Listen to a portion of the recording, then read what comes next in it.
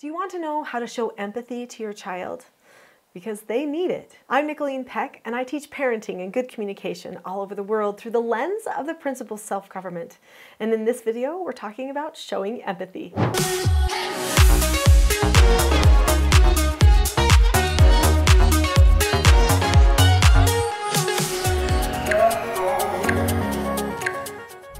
In this video, I'm going to be sharing with you 6 tips that you can use to show empathy to your children. So what is empathy? Empathy is when you show that you care, that you understand. It's you getting on their level, so to speak. In fact, as a mother, I oftentimes did get down on their level to show that I really understood, that I wanted to hear what they had to say, and that I truly did care. Now, we do need to be careful with empathy because it crosses the line into coddling really easily. And I know that probably I don't need to mention a ton about coddling here. If you've watched my videos on this channel, then you know that coddling is a big problem in our society today, where people are being a little bit too smushy with their children. In fact, they're teaching their children to be passive, to be victims, because they're not teaching them that they can be okay when things don't go their way and do things like, accept no answers of life and stuff like that. So we don't want to cross over the line into coddling. We want to show the children we understand, show them that we care, but then help them move forward. That's the whole goal for me with empathy. I want the people to feel loved. In fact, if that feeling exists, they're going to learn a lot more because it's going to decrease stress and anxiety because it will increase bonding. All right, so I've got these 6 tips that I want to share with you today. Tip number 1 is the boomerang effect. Always remember that children feel what you feel.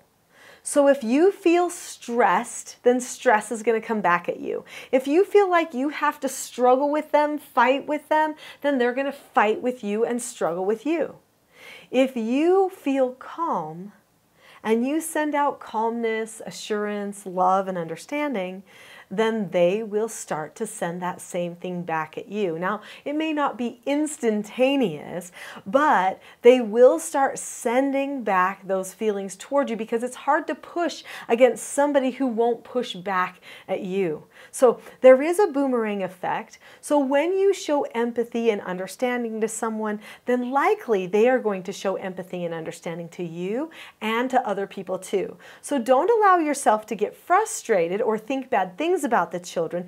In fact, think about understanding the children and trying to see where they're coming from and loving them, and then they will hopefully reciprocate some of that back toward you. Tip number 2, your tone is vital. The way that you speak to your children is more important than the actual words you say, even though the words you say are very important. In fact, if you can keep corrections and stuff like that very predictable, meaning you use the same language all the time, that's going to decrease anxiety for your child. But if you can come across with a tone of acceptance, love, mercy, compassion, caring, all of these things that wrap into that feeling of empathy with your child, then that's going to make all the difference. Some people try to show empathy with outward displays like, oh, come here, it's okay, I'll hug you.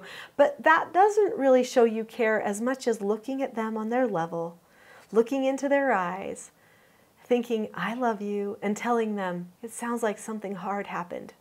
How about we talk about that? That is a tone of empathy. Tip number 3. Always seek to understand in your heart when you're doing any teaching or correcting. One of the principles I live by is seek to understand, then to be understood. That is a tone element for success, and it always shows caring and empathy. So as soon as something has happened, stop yourself and say, wait a minute, what do I need to understand here about this person? What are they feeling? What might they be thinking? How can I help them know that they understand? So before engaging in any type of words or actions, do a very quick evaluation to make sure that you start the interaction from a place of understanding. We're going to get to the next 3 tips, but before we do, click subscribe. This channel is for you, and I don't want you to miss anything. Subscribe now. Tip number 4, give your children the benefit of the doubt. Really care and show them that you do. Sometimes when we see a child do the same thing they've done before and we're not in the mood to correct it, we start to think bad things in our head about the child, like, they always do this because, or they're just trying to control people because, or whatever it is. Instead, give the person the benefit of the doubt and think, you know what? They're trying to communicate, but obviously don't know the most effective way.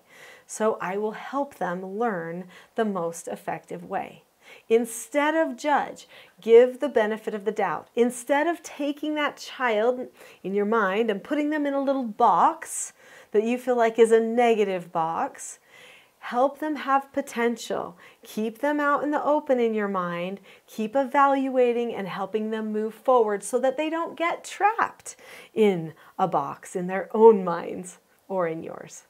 Number 5 is use a calm correction, a really quality, effective correction.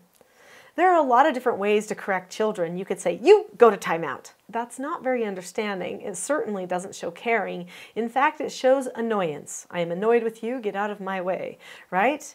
Yelling at a person is a correction, but it's not a quality correction. It's not an effective correction. It's not going to change the heart of the child. In fact, with everything I teach here at Teaching Self-Government, my whole focus is on changing the hearts.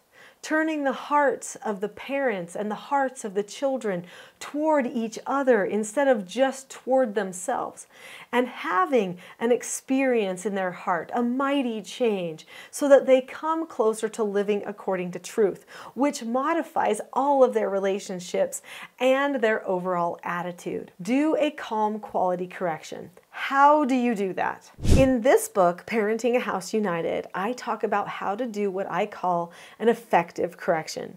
There's 7 steps to that process. It starts out with a description, an analysis of what happened. This is what happened. And you don't say it with any judgment. You don't add any of your own feelings to it. You just say something like, just now I gave you an instruction to take over your dish, and you rolled your eyes and went, and that was not keeping a calm face, voice, and body. So you see, I'm referring to something they know called a calm face, voice, and body. Because in this book, it also teaches me how to teach them 4 basic skills of self-government. And every one of those 4 basic skills involves having a calm face, voice, and body. So once they know those skills and the skill sets associated with each one of them, then I can use that language to help them in the moment when I need to do a correction. So I start with a description, and then I give them a reason why they want to change. That reason is going to matter for them. Then I give them another description of what should have happened. More of my focus in teaching and correcting the children is on what should have happened, not what did happen. I can drop the subject about what did happen. It's really about what they need to learn. If I'm truly their advocate, that's where my focus is going to be. And I'm going to spend the rest of the correction time focusing on what they need to learn. So that's just the first 3 steps of the 7-step process for how to do an effective correction. Tip number 6 is quality components. If you want to show true empathy for your children, then touch them. Touch their little face. Touch them on the shoulder. Give them a little hug. Give them a high five when they do something well. Those are all quality components. Praising your children is wonderful, and you definitely should do it 6 times for every 1 time that you correct them. In fact, if you can do it during a correction, all the better. Sometimes I can praise children 6 times during 1 correction, because corrections don't have to be negative or bad. In fact, you should feel closer to your children during and after a correction than you even did before. I want to make sure that they know this correction's okay. It doesn't bother me. And so I can put my arm around them, look at them, and really show that I care. Those are quality components. There are so many other things of self-government that I would like to teach you, and you can find out what a lot of those things are if you watch my next video, which is a full-length class called The Not-So-Known Secret for Parenting Success. Click on the link to that video now. I'll see you there.